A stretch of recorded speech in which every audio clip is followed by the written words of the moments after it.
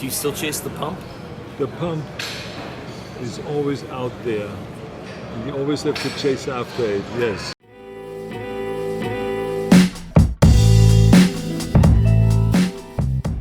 Welcome to The Pump is Solo. Probably have a better name for it at some point, but until that happens, here we are. It's been a while since we've produced any sort of real content. We had finals going on. A lot of my boys had busy schedules, couldn't get anything down, but that's okay. I figured I was just going to do a little bit of a rant today, just me by myself. My boys are in Lexington, Atlanta, and Texas right now, so I'm not really with them, but I wanted to bitch about Nick Bosa. Nick Bosa is overrated by the media. Now, when I say this, I'm not going to say Nick Bosa well is he'll most likely have 12 sacks, if not more. But my problem with Nick Bosa is how much he gets blown by the media. It's annoying, and it's undeserved. It's based off the name. It's based off him going to Ohio State.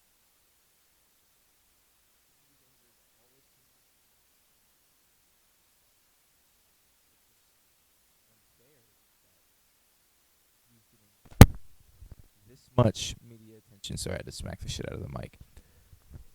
It just doesn't make sense. Nick Bosa had 1 sack in December in 5 games. 1 sack. Nick Bosa had 1 sack in November. Nick Bosa had a very hot run in October with, 6 sacks? 6 sacks. 6 of his 9 sacks came in 1 month. Great. I think that's fantastic. But he shouldn't be paraded around as Defensive Rookie of the Year with 9 sacks. 5, 6 coming in 1 month. When you have people like Josh Allen, who has more sacks, Max Crosby on the Raiders has more sacks. Both defensive edge rushers. It's got to a point where he's even in contention for just Defensive Player of the Year. We have Chandler Jones, Shaq Barrett, TJ Watt. It's insane how the media is just going to basically blow him and put him in this position, this undeserving position of sacks. He just doesn't deserve it. It's stupid. And I'm assuming it's because he's just this golden child. And you can give me all these advanced statistics saying, oh, well, he has this many pressures or whatever. But the most important number is sacks. I'm going to try and let me look up his tackles for loss. What does he have? He has 17. Pretty good. That's pretty good. That's not bad, but you have people like Shaq Barrett with 23, Chandler Jones with 20, TJ Watt 23, Aaron Donald 24, Bud Dupree of the Steelers 20. His brother has more than him. His brother has more sacks and more tackles for loss. Yet Nick Bosa, I've seen, is in contention for Defensive Player of the Year odds. Let me look at these odds. Let's see how much they've changed. All right. I'll take this with a slight grain of salt, but let me look at these odds. All right, he's dropped from last time I saw last week. But he's 7th. He's the 7th leader in betting odds for Defensive Player of the Year. I've seen multiple times tweets saying he's the definite Defensive Rookie of the Year. But that just doesn't make sense to me when you have people like Josh Allen, Devin Bush, Max Crosby.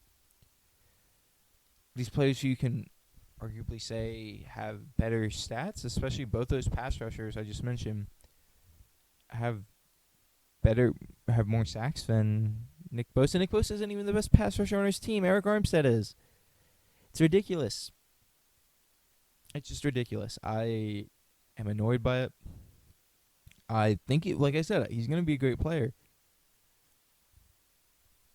But just because he has the name, just because he went to Ohio State, he was the top draft pick. I mean, he's tied for 22nd in sack numbers. Tied for, what, like, he doesn't even have an impressive number of tackles. What is he at, 47? He has a forced fumble and interception. I don't know. It just seems kind of absurd when you think about it. Let me look at Defensive Rookie of the Year stats. What's the betting on this? I bet Nick Bosa's number 1.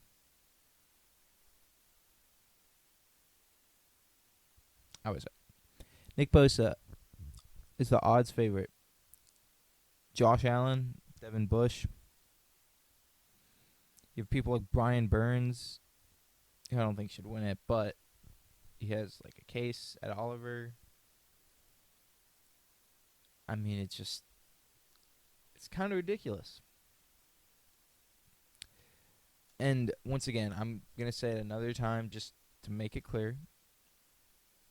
Actually, no, I take it back on Ed Oliver. Pretend like I didn't say him. He's had a good year, but he hasn't been Defensive Rookie of the Year. That was me just talking out of my ass. But I think he's going to be a great player. I think he has a lot of potential. He's in a great system. He's got a lot of good pros with him who, like Eric Armstead, you have all these people he's surrounded with who are going to make him a better player, but he shouldn't win Defensive Rookie of the Year, not with Josh Allen and Devin Bush also in contention. I mean, you know what I'm just saying? If you're going to compare it on pass rusher, Max Crosby. I mean, Nick Bosa has 2 sacks in the past 2 months. He got 5. He went hot. Got 6? Like I said, 6 in that whole month of October, and has 2 sacks since. I mean, he picks up a tackle here or there, but maybe a tackle for loss. But he should not be the odds-on favorite to win Defensive Rookie of the Year. It's just stupid. Apparently, according to this website I'm looking at, he's got an 82% chance to win Defensive Rookie of the Year. SportsBettingDime.com. It has the odds tracked and everything. It's stupid. Pisses me off. I don't know what to say. It's just bullshit. I'm going to kind of move on to the games coming up. I'm excited. I'm going to be betting on these. I haven't fully locked in on what I'm doing, but I will be betting the Saturday games, the Minnesota, San Francisco, and Tennessee, Baltimore. First up, we have, what is it? San Francisco -7. Let me make sure this is right. San Francisco -7.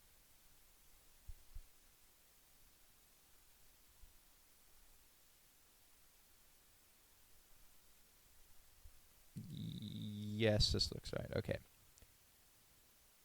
So that's a lot of points.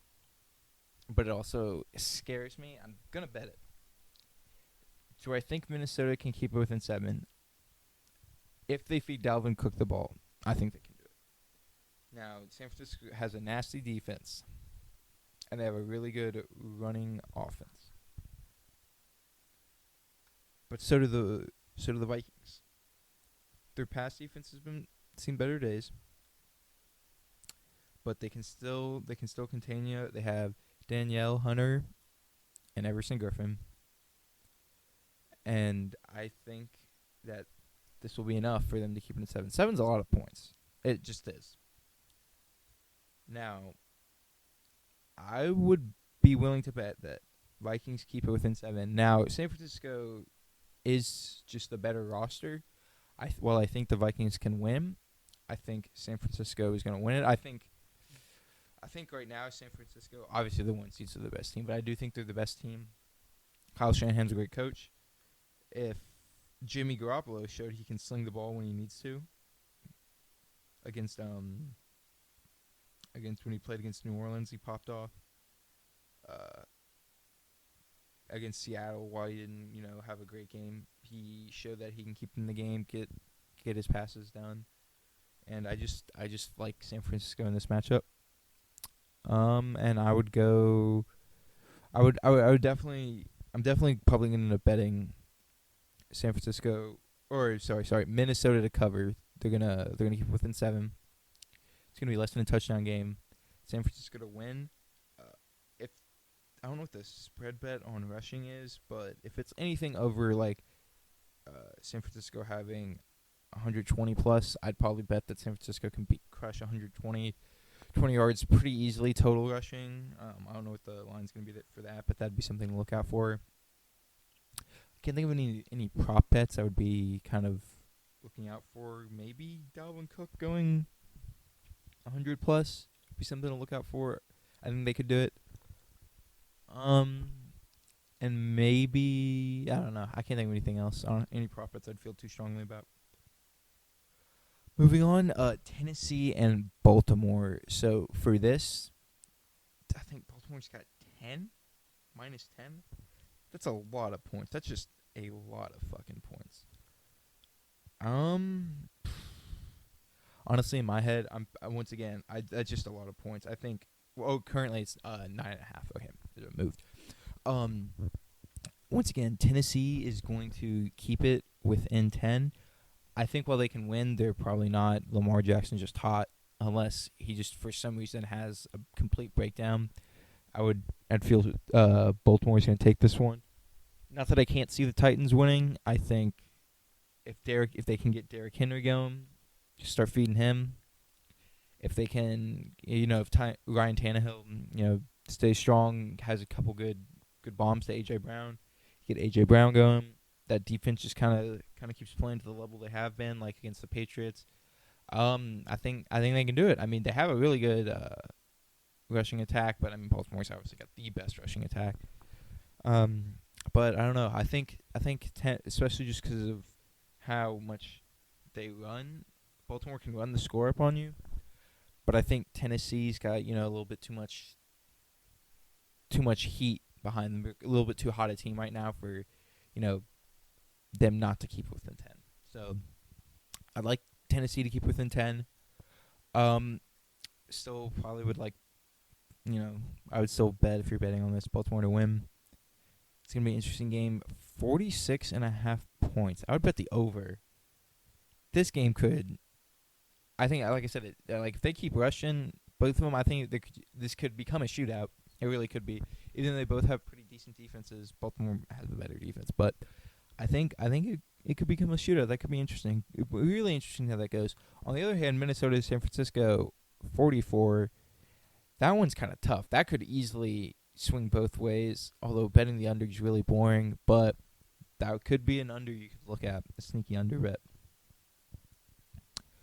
All right, moving on from here. So while I'm not going to be betting these games, they are games I would just kind of look at. You have Houston, Kansas City, Seattle, Green Bay, Houston, Kansas City. This is 9.5 points that I'm looking at right now. I would actually bet Kansas City to beat this. I think Houston got pretty lucky against the Bills. They just got lucky. They got hot. I really don't feel that strongly. Bill O'Brien, I don't know how he's still there. I mean, he always gets them to the playoffs, and they always just, have a dud. Almost had a dud against the Bills. Bills really kind of let that one go. I think Kansas City might actually blow them out. We'll see how hot Pat Mahomes gets, but I would really consider betting the Kansas City to cover with this one, 9.5. Over under is 51 points. Just looking at that off the dome piece, I could really see Kansas City and Houston putting up enough points. I could honestly see this game ending up like 38-20, something like that. Like, I don't think that's probably what's going to happen, but if it happened, it just wouldn't shock me. I really do not feel good for Houston here. they they really got bailed out by the Bills, kind of dropping the ball right here. Um, I'd I'd be interested to see Deshaun Watson really show up. Him and DeAndre Hopkins, great connection. DeAndre Hopkins can really catch past from any quarterback, but be really interested to see that connection they've been working on. I don't think Will Fuller, if he plays, that's going to be a big factor too, because they scored like 8 more points. Scored 8 more points whenever he plays. So he was kept out of the wild card round, but they definitely are going to want to have him play. It says he's trending to play against Kansas City. Like I said, they score 8 more points. So if Will Fuller plays, that could really affect whether you bet this over or not. Sorry, cut out on me for a second, but where was I? So kind of moving back on Houston, Kansas City. They got bailed out by the Bills. I think 9.5 points is just a lot for them to overcome. I do think it's a lot of points, but in this case, I don't think it that way. I think over is good to look at, especially if Will Fuller plays. I think Patrick Mahomes is really gonna kind of bounce back after they got tossed by the Patriots last year. I think that Andy Reid is just the better coach than Bill O'Brien. Bill O'Brien, for some reason, is still in Houston. He shouldn't be. They've won the AFC South too much to not have any sort of success. And overall, just like Kansas City, I like the over if Will Fuller plays. I like the spread. And yeah, I think Houston doesn't really deserve to be here to an extent. They got they got lucky. The Bills kind of, bounced themselves out of the playoffs, and let's move on to Seattle Green Bay. So for this one, I really, really like Seattle +4. Not only do I think they win, I think that they would keep it close regardless if they lost, but I would, bet on them to win. Aaron Rodgers has not looked good. He has been under 200 yards 3 times, I believe, since late October. He has been under 250 yards in pretty much every game except for that game that they almost lost to against Detroit. They really should have lost to Detroit twice. They have led a total of 0 seconds against Detroit and have won both games. All last-second field goals.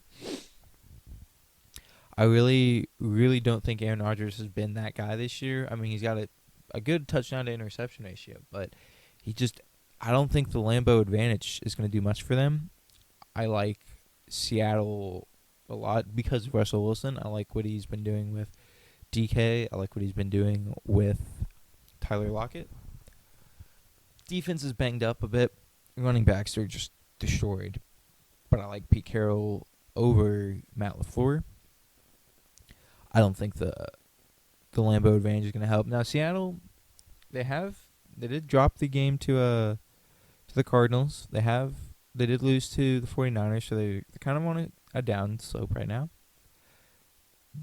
But I think this is the time for them to bounce back. They just recently won their playoff game. Kind of throwing away any of those fears aside, from the injuries they had. But yeah, I really do like Seattle in this. I like them +4. They really should have beat the Eagles by more. We'll say that. Once again, it's definitely the lack of run game. Marshawn sucks. All right, he's injured. It's not that he was bad when he played in his prime, but he's just an injured back. He's off of retirement. He's up there in age. Frank Gore, defies that, but he's an anomaly. I don't think that Seattle's going to have a run game. Russell's going to have to do it on his own. Or Green Bay does have a run game, but Aaron Rodgers just hasn't looked good. But overall, I still like Seattle in this one +4. 47-point over/under. I would really consider taking the under in this one. I might kind of stay away from this one though, because it's one of those things where you still have like two of the name brand quarterbacks in this one who could just go off at a moment's notice. So that is my those are my thoughts on the spreads, on the bets. I really think the Tennessee-Baltimore game and Minnesota-San Francisco game, those are the two games to watch. I think those are the two closest level of talent teams that are playing, Minnesota to San Francisco. And Tennessee to Baltimore. Baltimore is, take that with a grain of salt, Baltimore is the better team, but I think Tennessee is just hot right now. Tannehill has kind of showed up. Derrick Henry has showed up.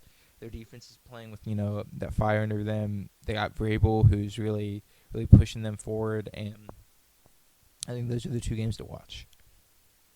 Now, how are we doing on time? All right, so I'll probably going to sit here talk for another 5-10 minutes just about some stuff. So I'm hoping to do another one of these, another Pump is Solo or whatever I decide to call it. Do another one of them sometime next week. We're going to be missing Cal for recruitment for about the next 2 weeks for fraternity, so understand that. Will is starting a big boy job. Zach is just already in the full swing of a big boy job. And then you got me and Hud, who are kind of just chilling. But we definitely want to get stuff out to you all. I know all 12 of you listening here are very excited to be that I'm back. I'm glad to be back. It's good. One quick sponsor we have is that both Zach and Hudson would like for me to say Taysom Hill is a complete bitch. They hate him. I think it's actually really funny. I had no ill will against the Saints, and then talking with them about football every day for like the past, been 5-6 months, I've just come to despise the Saints for no reason other than just them talking, and it just makes me hate them.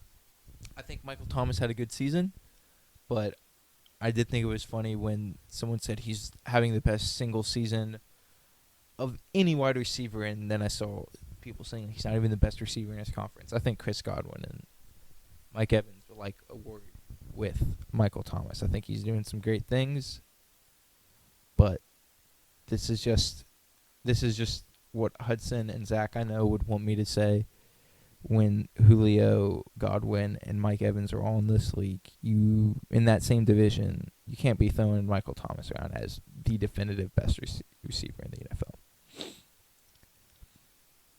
Anyways, kind of moving on from that, I think we are going to once the playoffs are over, I'm very excited that we're going to be getting into the draft. I'm very excited for that. That's Zach's honestly favorite time of year. Unfortunately, being a Bucs fan, he's got to look forward to the draft. He was very excited about Devin White when they drafted him. But anyway, we're going to be doing that. Apparently, Aaron Hernandez is having a documentary come out about him. So we're going to be reviewing that and watching that. That's exciting. And whenever we can get it planned, we are going to be doing a very special episode. If you know about this one. But it's going to be a very more laid-back and fun episode. Probably a little bit more ranting than you're used to. But yeah, I think that's all I have for this. Sorry, it's not the longest episode, but I kind of just wanted to rant upon that. You know what? No, hold on. Let me give you some quick predictions in the event that for whatever reason I don't make another one of these real quick and the awards come out. I think Lamar is going to win MVP. He should. Obviously, it sucks being a UK Steelers fan, but he'll win MVP. Moving on from that, I think Defensive Rookie of the Year, while I think it should be Josh Allen or Devin Bush, they both deserve it. I think they're going to give it to Nick Bosa. I don't think he deserves it, as I've heard me talk about for like 20 minutes, like more like 10 minutes. But I think he's gonna win it. AJ Brown or Josh Jacobs have some serious contention. AJ Brown, Josh Jacobs, serious contention for Offensive Rookie of the Year. I think Kyler was the favorite, but I think Josh Jacobs really really might win this award. I think he deserves it the most. I think he's really done the most for his team. I really like Josh Jacobs for Offensive Rookie of the Year. Moving on from there, I think Defensive Player of the Year. I think Stephon Gilmore might have lost it. I really do think he might have lost it against that game against the Dolphins. He got cooked by Devontae Parker. He actually got cooked by Devontae Parker. And I think he might have lost it. I think it's kind of dumb, honestly, the fact that Shaq Barrett isn't talked about more. 19.5 sacks. He absolutely blew up.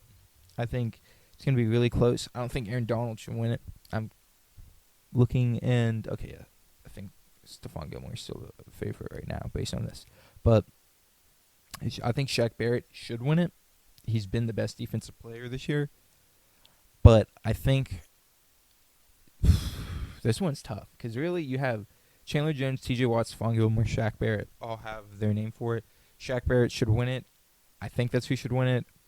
They're probably going to still give it to Stephon Gilmore. But I think Shaq Barrett should win this award. And then Offensive Player of the Year. I know they always do that differently. I don't know. They're always kind of weird with that because sometimes they double up. I feel like sometimes they don't. I could be wrong about that one. But for Offensive Player of the Year, I think Michael Thomas is going to win this one. I think that'd be my bet for it. Honestly, if I was going to, I'm not going to bet on it because that one's just I don't feel confident enough.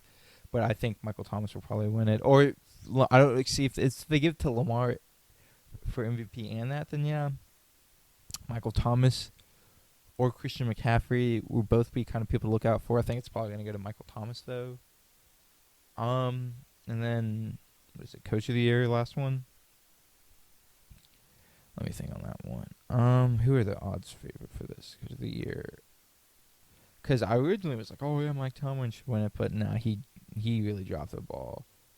On this one, I mean, John Harbaugh has a very good, fight for it. I think Mike Vrabel, honestly, should be looked at for it. Kyle Shanahan, I think Shanahan flipped, the team the most. They were They won how many games last year? Like 2. So I think he'd be someone to look at. Shanahan. I don't know. For this one, I really don't feel too confidently about saying anyone. I think either Shanahan or Harbaugh, but there's just the 2 teams with the best record. So, yeah, that's all I got for that. I think that those are my predictions. Mike Tomlin, if he stuck the Steelers in the playoffs, would have won it. But, I don't think he deserves it. He definitely doesn't. Yeah, so those are kind of my thoughts going into this. Those are some updates. I know it's been a little over a month, but, it's good to be back. So, this has been the Pumpus Solo. I don't know. I'll think of a better name. But thank you all for listening, and I'll see you next time.